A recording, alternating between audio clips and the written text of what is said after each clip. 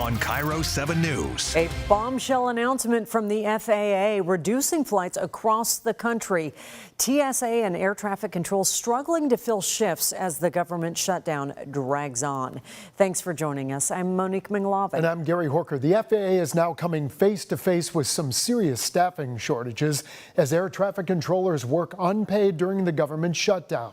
Starting Friday, they're warning you will start seeing the effects, and it'll only get worse from there. Yeah, KIRO 7's Brandon Thompson spoke with the experts who say these issues will be hard to avoid.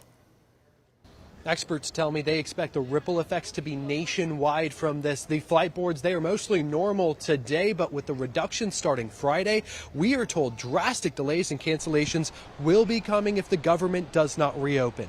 The only indication as to where the FAA has given are 40, quote, high volume environments, end quote. With that in mind, this is the data we pulled from Washington airports. There's about 10 flights in and out of Bellingham International Airport each day, up to 18 at Payne Field, 57 planes coming in and out of Spokane, and an average of nearly 1,200 flights in and out of SEA each day.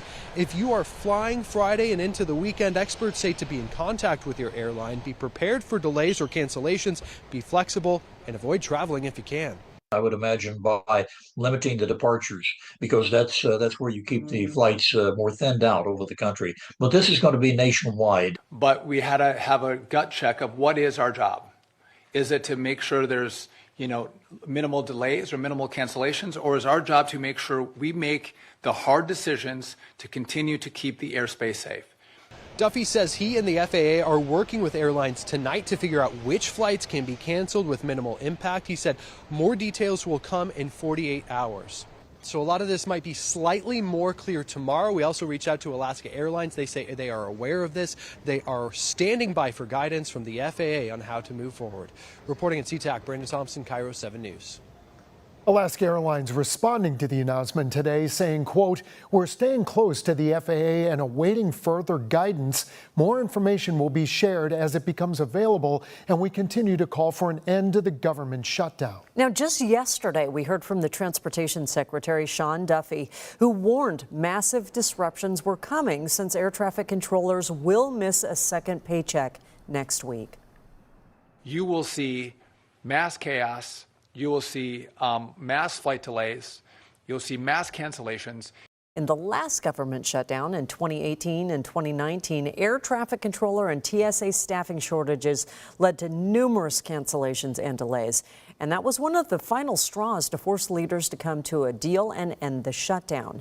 That shutdown, now the second longest in American history, the current one surpassing it as we reach day 36. Now, the main sticking point of the shutdown remains the same. Republicans pushing for essentially an extension of current funding levels on a short-term basis. Democrats holding out to extend enhanced Obamacare subsidies set to expire at the end of the year. So with all the pending chaos coming to the airports, it's important to know your rights as a passenger.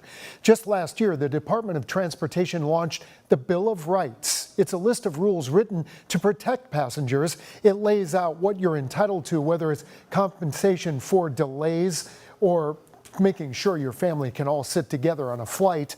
Some key takeaways here: you are eligible for full refunds on canceled or significantly delayed flights. Significant means delayed by more than 3 hours for domestic flights.